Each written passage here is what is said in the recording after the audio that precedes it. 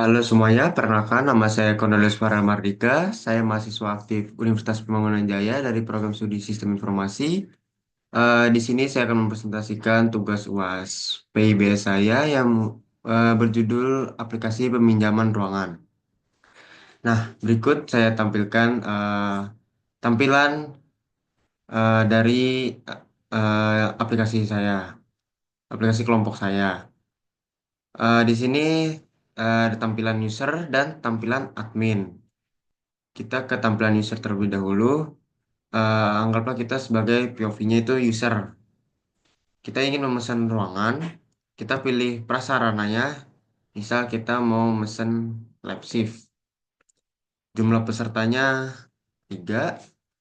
Untuk tanggalnya sekarang, waktunya sekarang. Lalu waktu selesainya kita bikin sejam aja. Deskripsinya untuk belajar UAS. Lalu kita pilih statusnya mahasiswa, NIM-nya, lalu kita masukkan nomor WhatsApp-nya, lalu kita kirim. Nah, jika kita udah mengajukan, di sini ada tampilan notifikasinya, status peminjamannya yaitu sedang menunggu verifikasi. Lalu kita ke tampilan adminnya. Di sini kita sebagai admin untuk pelayanan prasarananya. Nah, di sini bakal masuk nih user yang tadi memesan itu, lab shift. Kita lihat detailnya. Nah, eh, jumlah pesertanya 3, waktunya yang tadi udah sama untuk belajar UAS diskusinya. Oke. Lalu kita di sini bisa meng-ACC atau menolaknya. Nah, di sini status peminjamannya misal kita meng-ACC. Berarti status peminjamannya dipesan. Kita simpan perubahan. Nah, di sini statusnya sudah berubah jadi dipesan. Lalu kita ke user, kita lihat. Nah, di sini juga statusnya sudah berubah menjadi dipesan. Lalu kita sebagai admin ini bisa mengelola prasarana. Jadi ini untuk menambahkan dan mengedit prasarana-prasarana atau ruangan yang bisa dipesan. Misal ini kita mau menambahkan nama prasarananya gedung B lantai 2 kantin misal nih. Terus jenis prasarananya kantin.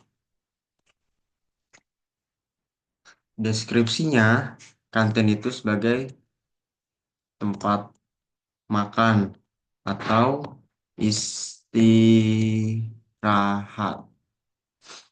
Nah, statusnya itu kantinnya aktif. Lalu kita simpan.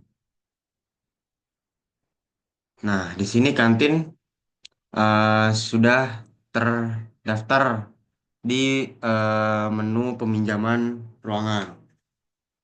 Lalu kita juga bisa menghapus, misalnya kantin tadi kita mau hapus ruangannya. Nah, sudah hilang. Kita misal mau mengedit juga bisa di sini. Nah, ini misal kita mau ganti eh, ini lantai 8 A806. Ini sama kita ganti nama prasarananya aja.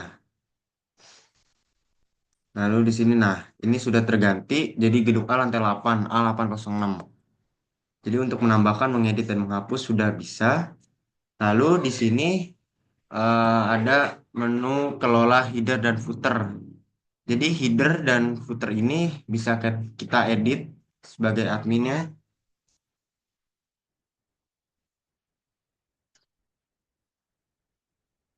Misal kita mau ngedit headernya, di sini kita mau ganti.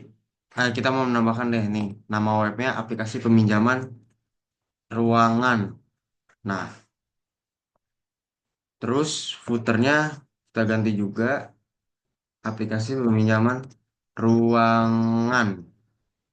Lalu ini kita simpan. Tadi yang berarti saya satu ini ya. Lalu ini kita ganti peminjaman ruangan nih.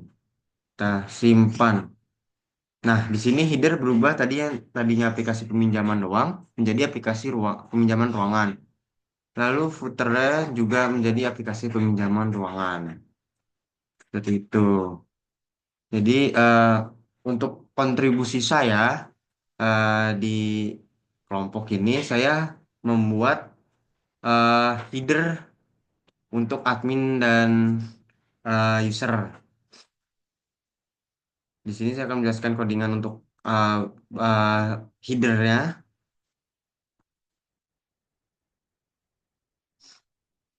Nah, di sini codingan untuk header admin. Nih, di sini untuk header datanya terdiri dari nama web, slogan web, dan alamat. Lalu di sini eh, kita mengupload image atau picture, gambar sebagai logo websitenya. Lalu untuk header user sama aja sih sebenarnya kayak admin, terdiri dari nama web, slogan web, dan alamat, dan gambarnya sebagai logo website. Sama sih sebenarnya header admin dan usernya. Lalu saya kontribusi sebagai nav nav usernya.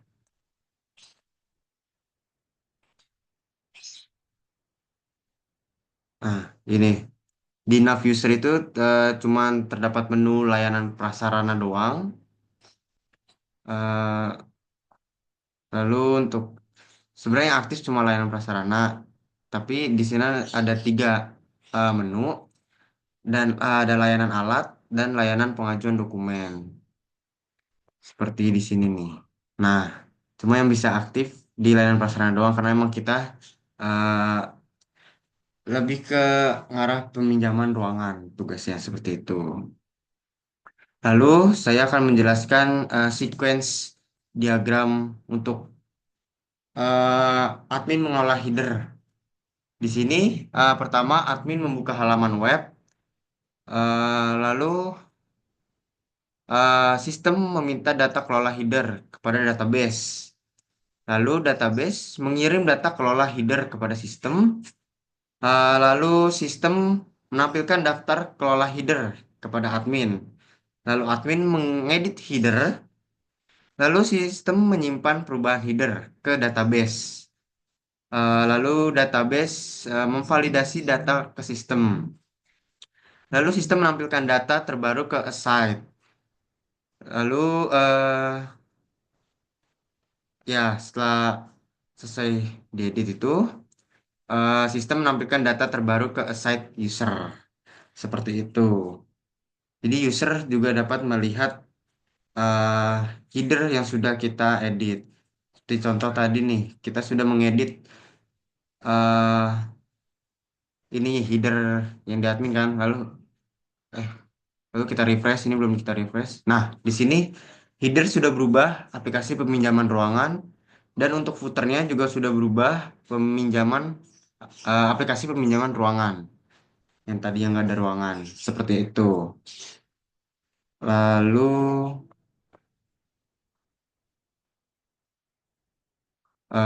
udah sih seperti itu eh, yang dapat saya presentasikan. Kurang lebihnya eh, kurang lebihnya mohon maaf.